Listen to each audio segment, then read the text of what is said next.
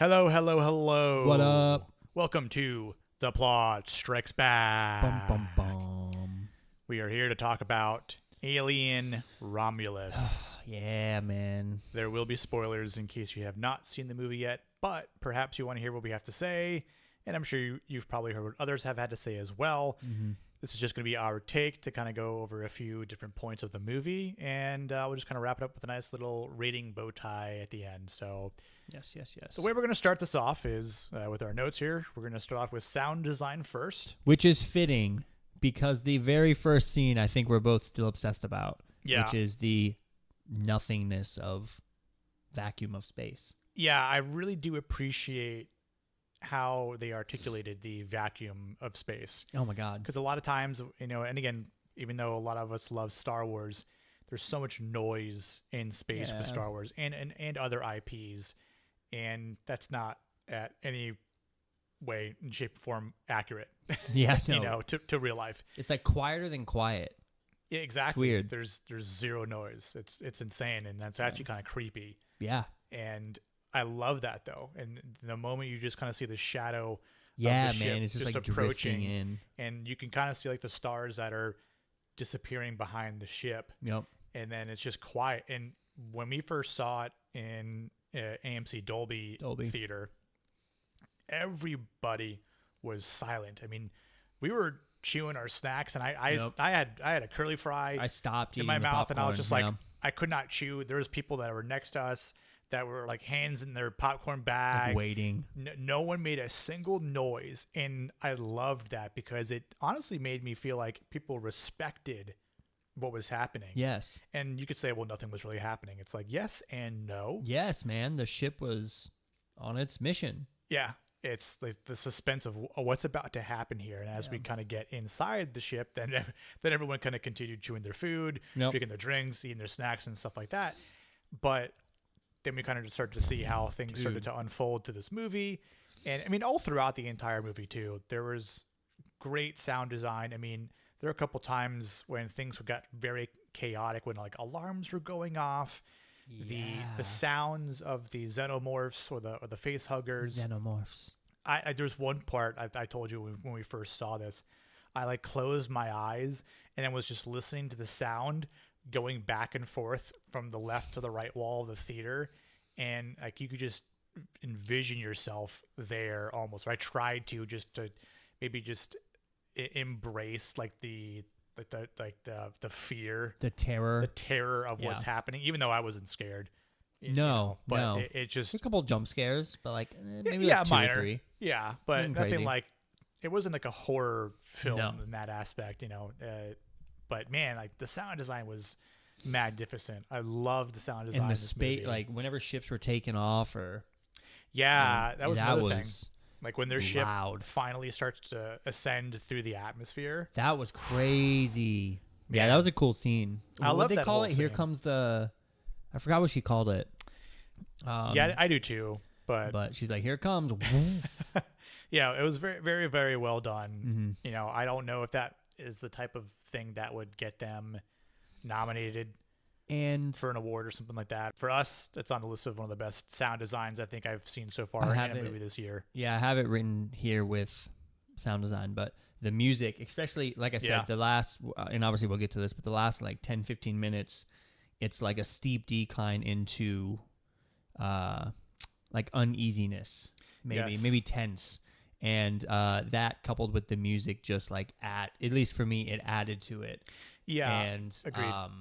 So the music was just phenomenal too, especially in the last part. And I feel like that's one of the things about movies where if the sound design and the music help amplify what's happening on screen, then you know it's meshed very well together. But especially in the sound design part, because if you take away the effects and you just leave what's happening on screen, it might not be as powerful, right? Yeah. And that's one of the things that we love about music and sound effects. So that was great in this movie. Cinematography. Jinx. Hey, I think in the beginning, one of my favorite parts too, I just mentioned it, was how the ship ascends through the atmosphere and just like the colors of like the planet and like the storms that's happening as they get into space, and like they finally see their sun Yeah. their star. Oh my God, that's our sun. That was cool, seeing the planet, and that was pretty gnarly. Agreed. But also, like, some of the shots when they were in the ship. Yeah. The chase scenes were pretty cool. I mean, there's only like one like major one, but that was just freaky. Is it when the face huggers are all like jumping out like frogs? Oh my God. That was a really cool shot. I don't know if they used CGI for that part, dude, or if they like actually like had trigger points of. That'd be interesting. That'd be cool. But what was also creepy too, before they got out of that room, it's like the door shuts. We think it's all good, and the camera like quickly pans, and they're all just like kind of like breaking through. Oh my God, dude! Yeah, freaky. Yeah, there's a lot of creepy parts, which is cool to see.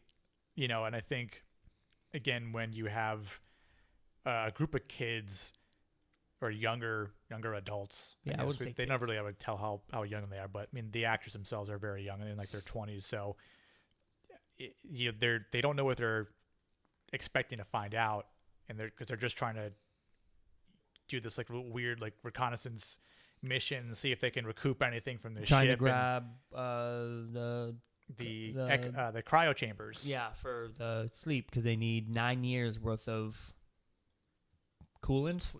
Coolant. Yeah. 9 years worth of coolant to get to wherever they want to go. I forget the planet, but they're trying to travel somewhere else that needs 9 years. Yep. Another cool shot I liked.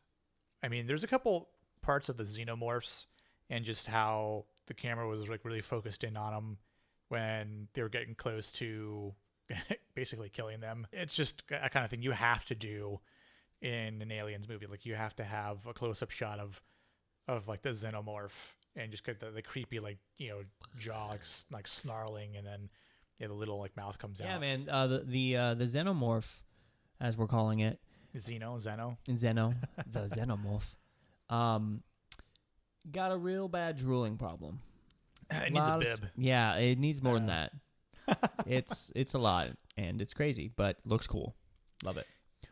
I also like the well, obviously there's a lot of it, but I like the blending of some of the colors in this movie, which is very dark. There's a lot of shadows, a lot of flickering, and I don't know if people kind of get sick about strobe light effects, whatever, but I didn't. But it was sometimes I'm whenever it's like real bright, but not really strobes. There's a really cool shot of how it's all panning out, like from a length perspective. Yeah. When the grav lift hits. Yeah. And what's her face? Rain is using the pulse rifle, and she's with lighting the auto aiming all the she's using that COD controller auto aim, and just lighting up all the xenomorphs and all twice her size.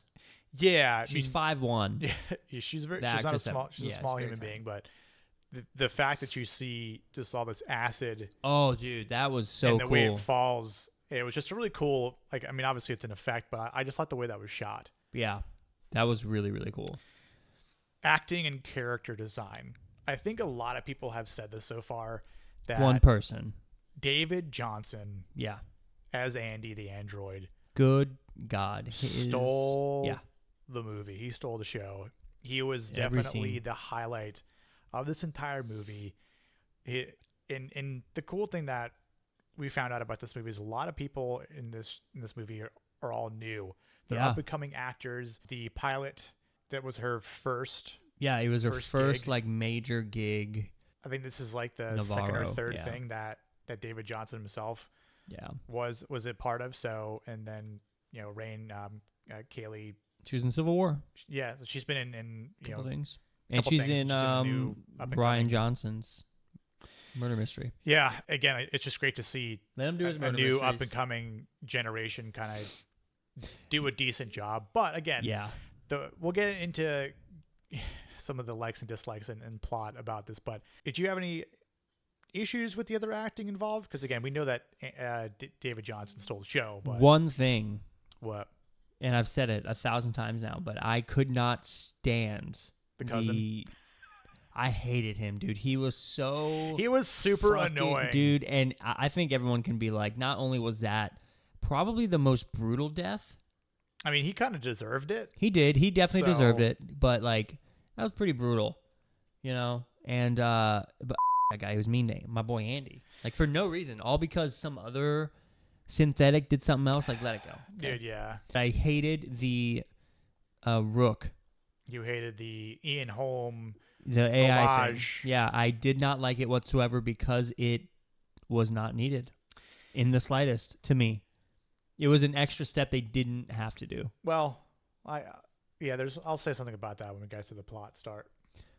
Okay. But anyway, yeah, I mean, again, David Johnson did a great part. Yes, yes. Talking about the plot and the story for Alien Romulus.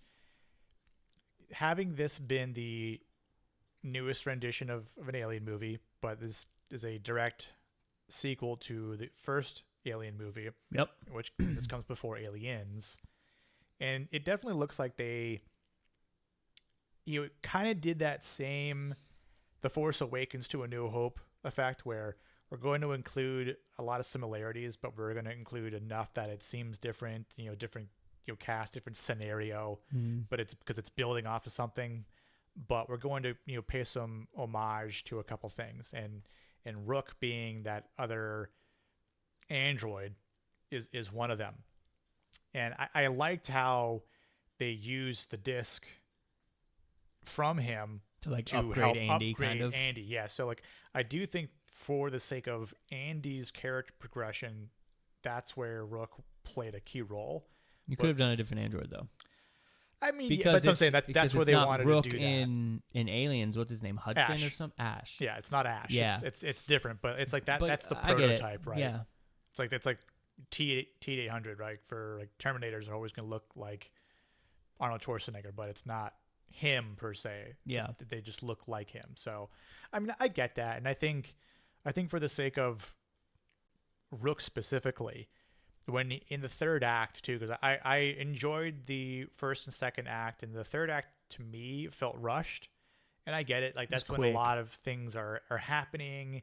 And speaking of quick, not to go on a side tangent here, but the evolution of these xenomorphs from the facehugger to chest, burst, definitely felt like it was sped up. I want to say it seemed like it was 10 minutes because whenever the ship hit the gas or hit the fuel of the base, it accelerated and changed the course, which it made it like 50 minutes. Yeah. Until they crashed into like the asteroid belt, right? Which was gnarly, by the way. That was cool. That was so cool. That was really cool. Really cool. It was like these mountains, like built into. It was really cool. Yeah. And they crash into the hangar 2 of the other side of the base, and I think it's I could be wrong, but I want to say it's like 10, maybe 15 in movie minutes. Right. Which is still fast. Yeah, and it's hard to gauge how much actual time has passed in the movie universe itself. Yeah. But it definitely felt like it was faster than the evolution from previous Alien movies. It did seem a little sped up. Especially from like Alien and Aliens from like 1 and 2. Yeah. So, and I don't know if there's like any sort of, actual documentation out there that says how fast it all should be, but I'm sure canonically speaking, I'm sure there is. Yeah. But and I if someone wants to post that in the comments, by all means, please let us know, because it'd be kind of cool just to see if there is something like that. I thought it was decent for a follow-up. I wanted to see more about world building, as you mentioned. Oh, that like chemical process. Yeah, thing? when lab scene. When Rook is talking about all the experimentations that are happening. And I wanted to see more about that. Maybe like another quick like flashback scene that showed the previous crew on not only Romulus but on Remus as well. It's like there's the Roman brothers, right? Yep. So it's like I wanted to see more about that. That's just a personal thing for me. But I think when they start talking about how the extraction, and that there's like a small percentage that's similar than in rats or rodents as to humans, and that's kind of what makes the girl at the end inject herself when she's on the ship, who is pregnant. But I think for the sake of I wanted to see like an alien rat, because we've seen a lot of humanoid type alien xenomorph creatures.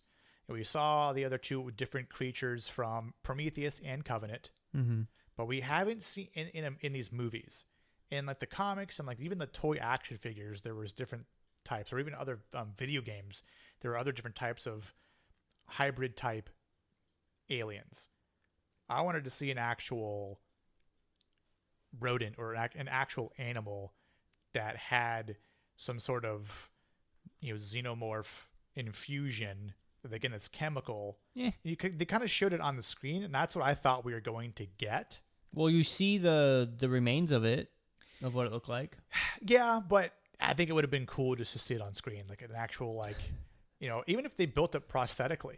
You know what I'm saying? Like, that would have been really, really cool. Like, using some, like, practical effects that had it. That would have been super far out. I'm sure people would have been creeped out about it, especially for people that have, like, a phobia of, like, the face rodents. huggers were freaky, and they were practical. Yeah. So, a little bit more world building.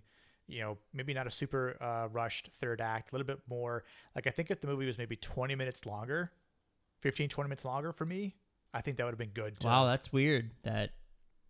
I had the one saying that. I would agree with it, though. I mean, was it needed? Not really, but like that would have been cool. For sure. To definitely see the more of like the depth of what the hell was really going on, because I feel like that with every Alien movie. Like, what's the full story here? Agreed. And right now, the question is a little off topic, but the question is, how did the big ship with all of these eggs crash on the planet in the first Alien movie? Yeah. Maybe Ridley Scott's third movie will tell us. I'm never going to get over that. Anyways, continue.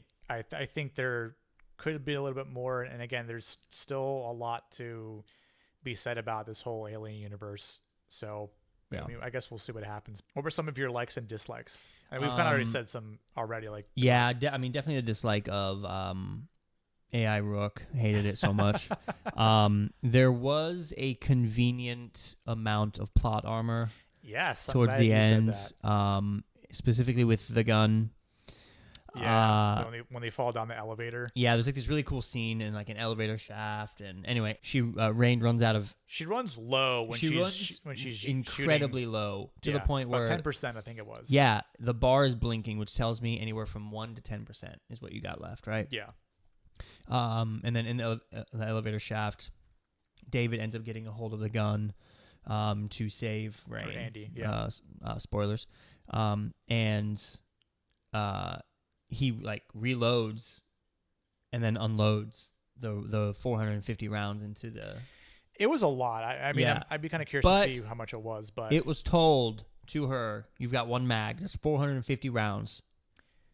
Plot armor was very convenient. You could do some math and see how much I mean, it's like, what, 45 bullets left? So, it definitely felt like it was a lot more for how fast it was shooting. But, I mean, I know that's super small. Now, I will say, the plot armor in that I had an issue with, that I did not like, in that same scene just before it. Oh, yeah. When she falls, and there's one xenomorph that was being sneaky, that was hiding off, because xenomorphs like to be sneaky. They're good.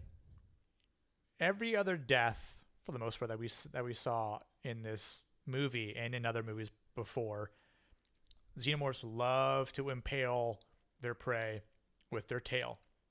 That's like one of the most iconic things for them to do as well. Mm-hmm. This one conveniently catches her as she's falling, as it like wraps around her.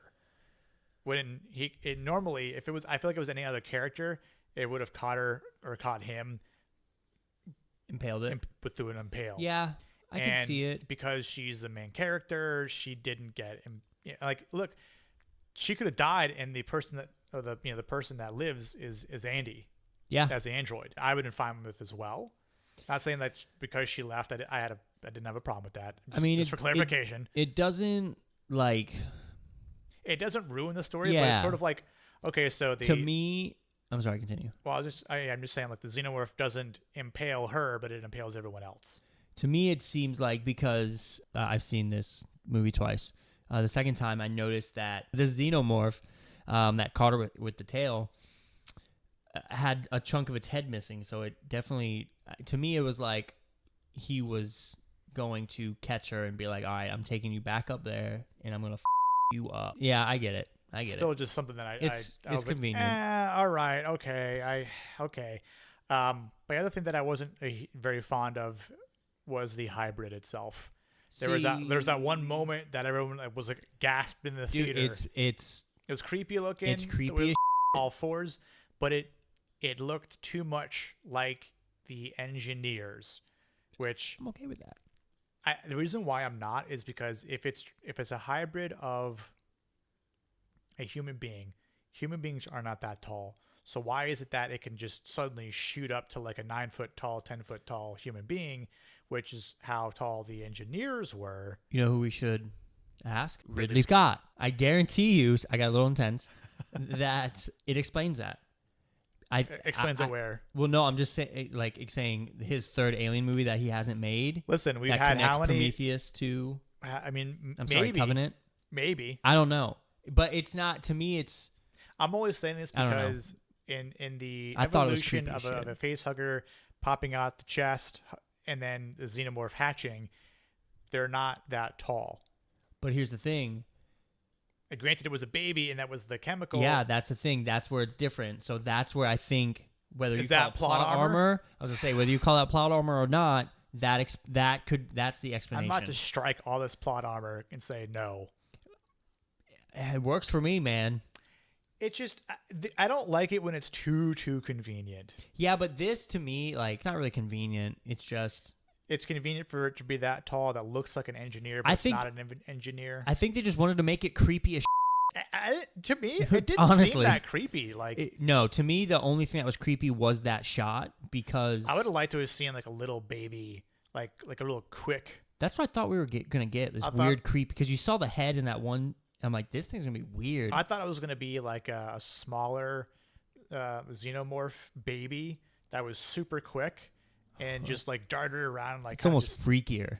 That's what I'm saying. Like imagine it that was like that just looked smaller, and it was hard to get and hard to kill. And not that this one was hard to kill, but it got dropped out into space and got destroyed by an asteroid belt. The combination of an asteroid belt and a cargo hold. And not my favorite. I think I still like the regular xenomorph design, but there's been other designs that I've liked more that may or may not have been canon, but this one was just sort of... I'm in the process of, like I said, I'm in the before we were recording, I'm watching them all again. And like I liked the concept from the ending of Prometheus. To me, that seemed more like an actual hybrid than that one. Because that was like albino. It was different. Those are. I was gonna say the same thing because that they're kind of similar in Covenant. Yeah, they're freaky. That's what I'm saying. Those to me were a little bit more freaky in a hybrid sense than this hybrid we got here. Like, I'm not saying it was terrible. I'm not saying it was stupid. I'm just saying I think it could have been better to me or different. No. Instead of it making it tall like an engineer, make it shorter, maybe a little like disfigured. Like how cool would it have been if like the alien like xenomorph part, but it had like a baby's face in it. You know what I'm saying? Like some weird Silent Hill, like some like really creepy. That'd be weird. Like that's what I wanted to see. Because again, you're talking the evolution of this thing just went like from a little baby that came out of a womb to a 10-foot person in that was 3 or 4 minutes, 5 minutes. Not even that. Like, I mean, that thing was rapid. Maybe 5 minutes. In movie minutes, who knows? In movie minutes, I'm gonna go with like 5 minutes. Regardless, it's still accelerated for sure. What about rating? What would you give this movie? I give it a nice 86%. To be honest. Yeah, I like this movie a lot. I'm looking at an 80. Because to me, both times I saw it, I reacted the same way the last 10, 15 minutes where I leaned forward. I credit that to the music. Sure. Mostly. And sure. I mean. Yeah, like sound design, I give that'd be like a 10 to me. 100%, yeah. You know what I'm saying? But yeah, like nice 86. Like I said, I'm in the process of rewatching all the Alien movies to give my ranking, but I gave them to you before we... Yeah, we'll have to save that for a different stream maybe or something like that if we do like an Alien talk. Ranking, yeah. But Yeah, and I think an 80 is fair. It wasn't my favorite Alien movie. Definitely not the worst, in my opinion. Far from it. So I appreciate it. It was definitely cool to see another Alien movie come out into form that is canon and definitely fits the mold. Overall, a great job. I'll be curious to see what the next Alien movie is. $80 million budget, and it had already made back its money. It's like, I think, $110 million from the box office. So great to see. 5 days in? Yeah. 6 days in? Good numbers. I hope more people go to see it. It's definitely worth seeing. Yeah, 100%. Definitely have to see it in a good theater with sound. I would say IMAX. Yeah. IMAX or Dolby? I saw it in both. You think IMAX is better? To me, IMAX is better. Right. It's always been better than Dolby, in my opinions, but that's just me. There you go. See it in Dolby. For those of you who are watching, Nick and I have been arguing over this for years, and we will continue to argue over it, but I am Team IMAX, and he is Team Dolby. Yeah.